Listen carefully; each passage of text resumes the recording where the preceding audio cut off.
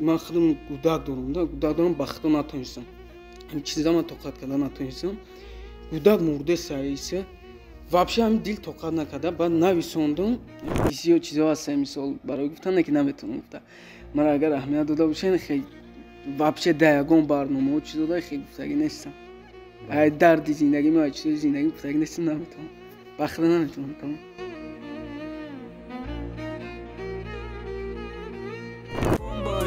Falastin meborar hangi jola bio mahdi neskanaka tlashkari da jola jigaro khun meshavad dida holi kudakora musalmon porashidani falastina nigahdora یعنی که شما بسیار عقیده داشتین تماشاگران عزیز که بعدی کم ترک صحنه میکند و او هجوم میشود یا اینکه از صحنه تماما میرود کدومش که کار گرفتم خچا مرده برآورده کار گرفتم دیگه یگان چوندا لذت نیستم اگر شما همین سمت رپ رو قپید و تو آخرین فرصتی عمر اگر که رفتن گرید فکر میکنم صلیب هیچ چیز نمیشه پدر جسد کودک شب بگیرید تگ خاک کرد قطی کودکم بخنده بازی کردن حرامه بیمارخانه ها به سوید و قزخمی ها مرده سیروشانی خانه ما فکر میکنم حرامه دوستان عزیز ویدیو که در اینجا گذاشتگیم اچوتی که اکای بخا هر روز مردم گرانیسا میبره میاره برادر باورینو که خیلی که شما تماشاگرای ما میدونید که طول 2 ساله که فقط همین اکر رکلام کرده استیم این رقمش همین جدا موندگیم زنگ بزنین اینامی مهراب رو گپ بزنین حتما سکیت اخچا داره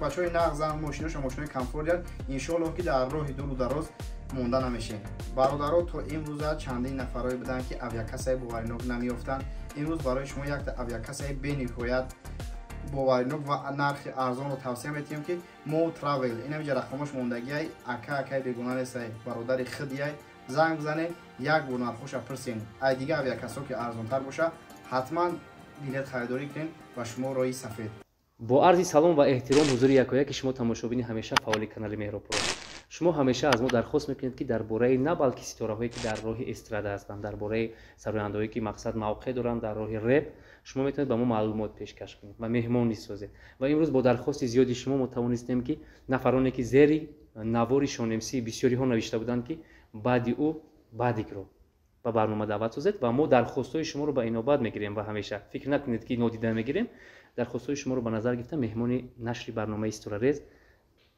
با لقب بعدی که امروز معمول و مشهور هستند و در اصل خودشون اسمشون رو معرفی میکنن که در کجا تولد شدن و چیکاره هستند و کجا رو تمام کردن و امروز در چه سمت فعالیت میکنن پورتر شرح میدم شما رو به برنامه استوریز خوش آمدید میگیم سلامت باشین رحمت کامل جان چی بگیم ما خرسندیم که شما مهمانی برنامه ما شدید بسیاری ها شما رو دوست می‌دارن و حتی خواهش بسیار کردن که شما مهمانی برنامه ما شوید فهمو سلام علیکم همه کسب برادرای ما подписчикای کانال مهراب پرو подписчикای ما نفرایی که تماشا کردین زنده و سلامت باشین سوال چی بود سوال اولینی ما شروع میکنیم از تمایی که شما امروز داغی روز است برداشتید و یک رپری فعال میانی جمعه همین موضوع رو پیگیری نموده سرایید بسیاری ها شما رو حرمت کردن موضوع فلسطین البته خامردم گشنبه تشنه ده هر کج حیرانه اینان و اوقاتی مخوردگی ما حرامه بمارخانه ها به سویدی قزخمی یا مردستای روشنی خانه ای ما فکر میکنم حرامه پدر جسدی کودک شد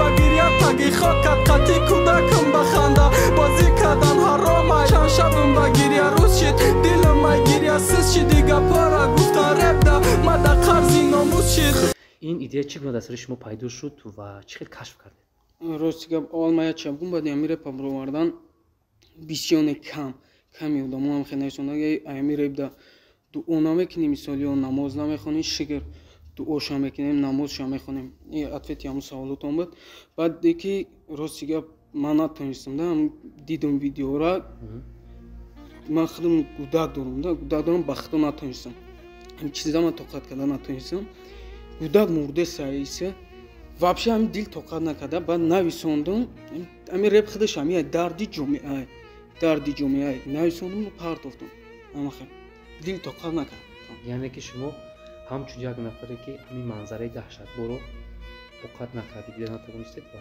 زمزمه کردید و مردم شما رو چی میخواد اون هم کمیتره ده بعد نویسوندم کروچی دمرم یعنی که رحمت بسیار شنیده رحمت تشکر و شما میتونید که 4 مصرع یادآور شوید و تو اینکه به یاد بیاریم که از چه مصرع‌های عبارت است ӯ камардими бечора бехона саргардонай, ма чӣ кунам ҷонеро ки осуда дар амонай.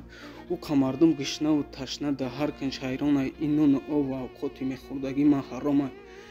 падар ҷасади кӯдакша ба гирья таги хок кард, қадди кӯдакам ба ханда бозӣ кардан ҳаромай.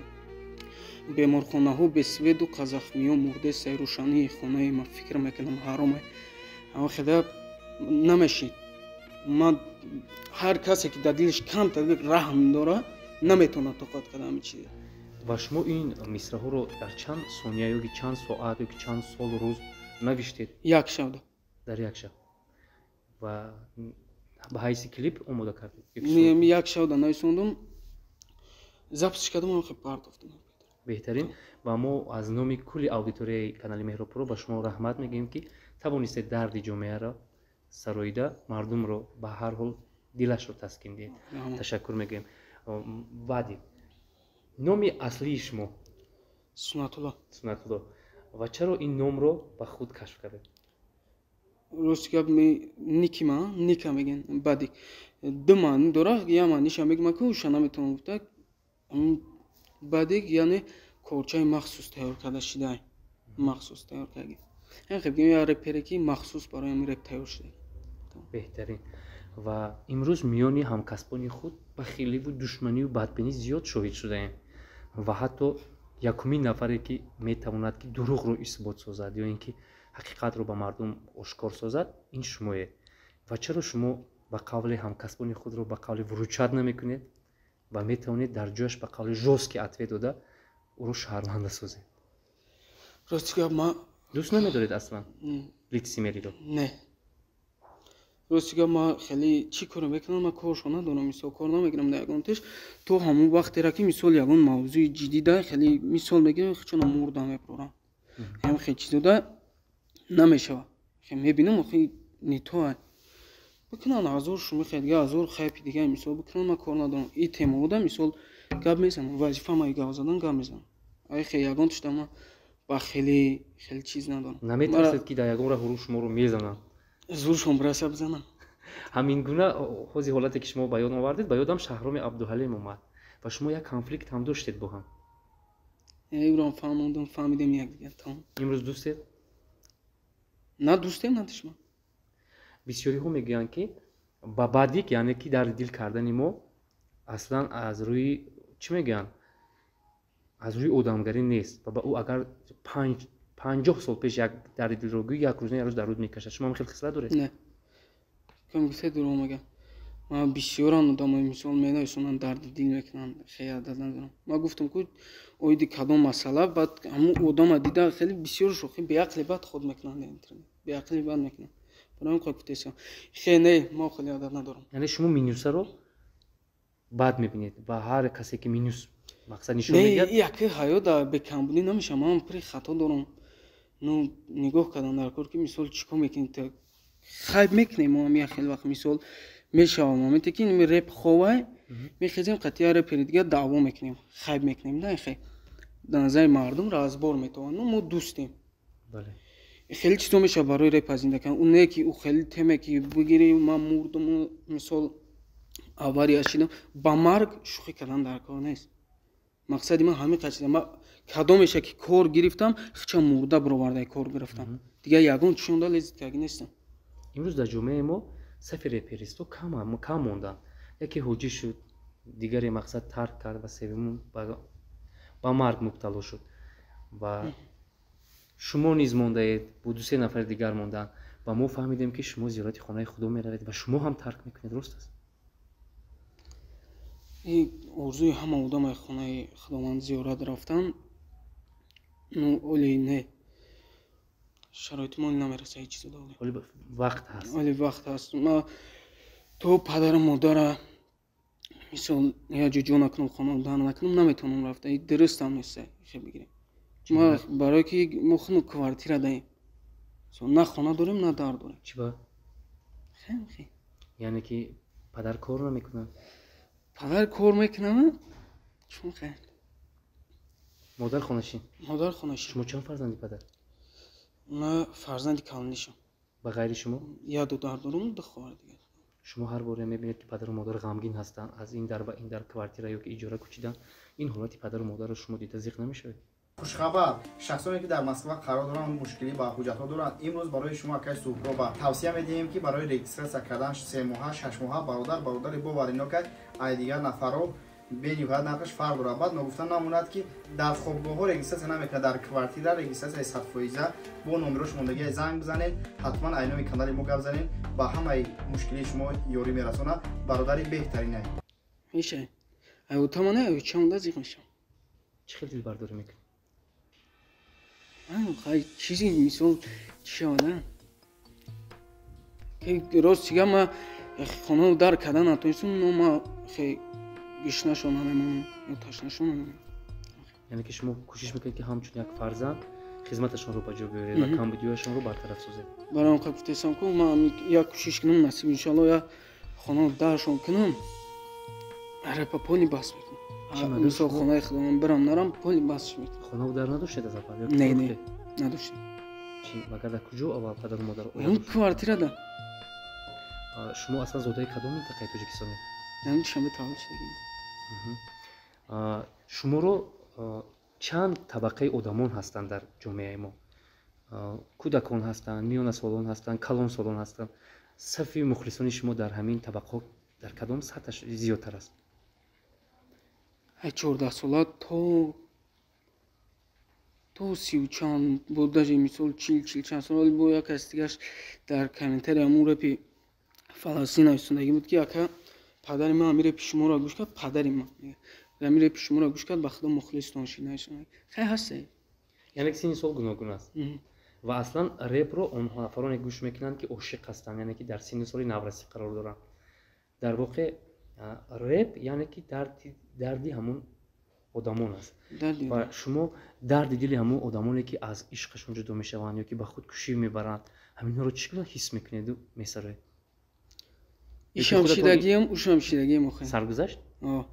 مثال ادیشم که پردگی مثال چیزی که من مینویسونم وقتی مثال میپردم همین چیزا میخوام میگه که همین دردی مرا گفته سینشون مثال ما همش میدونن که همین دردی ما خیلی سرگذشت همه عشق یا گم فکر میکنم اول هم خیلی مجنون لیلی. شما شکست خورده بودید؟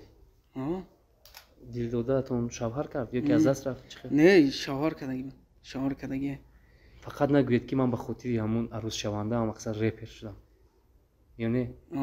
به خاطر هم اگرچه شاهنامه‌نویسی زمان به خاطر نصیبه تصمیم گرفت که رپر شود و در تمام جا با این صورت و مقصد که از خود ستاره رپ سازد و امروز نفر دوم اثبات می‌سازد که او هم به خاطر دختر رپر شده بود. یعنی یک چی سبب می‌شود که آدمان مجبور می‌شوند که به همین سمت روند. شما نیز به خاطر همون دوست داشتتون همین سر کردن به خاطر اون. امروز دردی نفرانی که از عشق دور هستند باز هم می‌سره. می‌بینیم مثلا همین تمام موضوعی که من می‌پردم این خدمت همین درد خدمت می‌پردم با هم درد ما و دردشون می‌برم. همچون فرزند شما میتونید که به چشم پدری خود نگاه کنید، به چشم مادری خود طریق دوربین ما نگاه کرده آرزوهایی که امروز عملی نیست بگویید که در نزدیکترین فرصت شما میتونید همچون فرزند عملی میگردونید و آنها رو از همین حیات زیقی بیرون میبرید.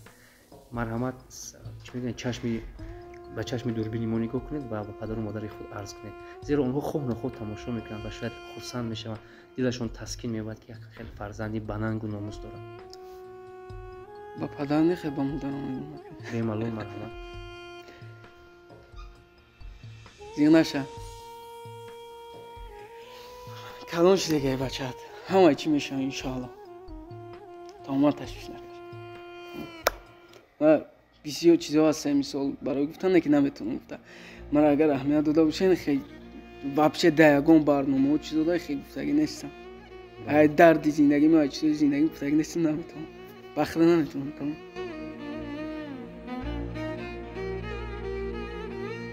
شما جوانی به قول اتکریتی نیستید و پهلوی زندگی شما برای ما ناروشن است و ما همه چیز رو درباره شما نمیدانیم. شما میتونید یک گره زندگی خود رو قصه کنید. پدر و مادر زندگی میکنن جدایم؟ زندگی میکنن. شما مقصد در اویله همراه پدر و مادر هستید؟ بگیم نه تو جوی میدونیم بیا شما پدر شخصیتون با شما زندگی نمیکنه درست است؟ نه زندگی میکنم یا جویه؟ سوالایی نه ما گره زندگی شما رو یک پرچهش رو میدونیم که در زندگی سخت شکست خورده و پدر و مادر نیز فکر میکنم که نه حیاتی خوشبختانه ندارن. نه هست هست؟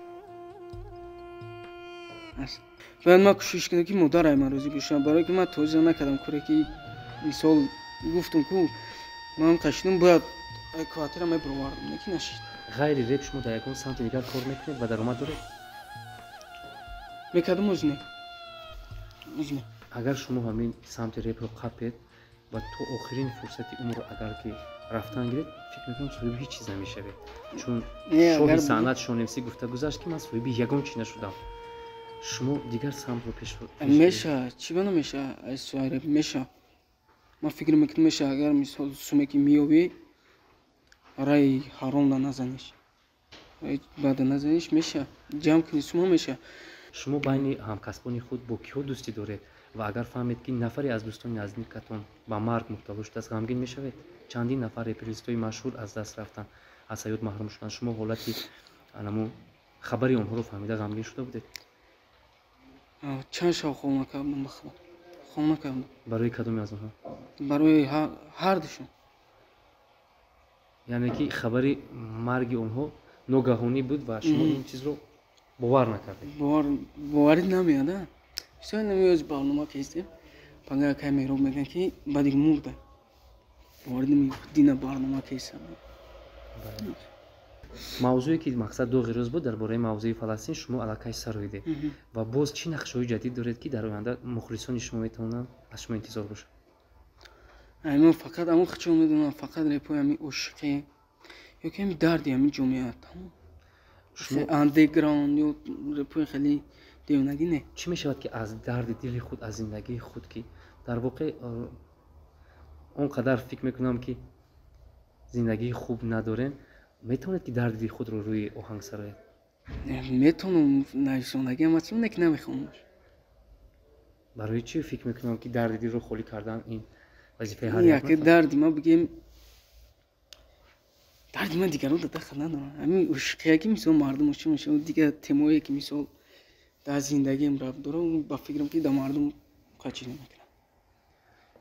فکر میکنم که حیات پستی بلندی ها دارد و ما میتونیم که این پستی و این بلندی ها رو با مرور وقت مقصد که از سر گذرانیم و روزهای خوش و خرسندی از پیش است و شما هیچگاه غمگین نشوید که مقصد اجاره میشنید و بسیاری ها در اجاره میشنند و همه خانه ندارد ولی وقت نشان میدهد که ما به همین روزها میرسیم و خدا کند که پدر و مادر از شما یک عمر راضی باشند چون آرزوی آنها رو شما عملی میگردانید.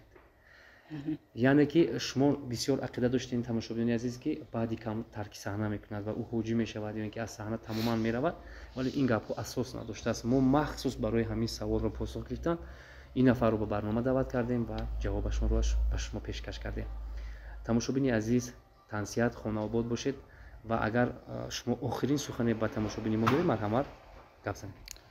زنده و سلامت باشید. خداوند نگهبان تماشا هیچگاه در زندگی غم و درد نبینید. اگرچه غم و درد شما بسیار دیدید و نمیخواید که مخلصان شما ببینید. نه نمیخوام. تشکری زیاد. تنسیت باشید، خانه آباد باشید و هر جا باشید خداوند نگهبانتون.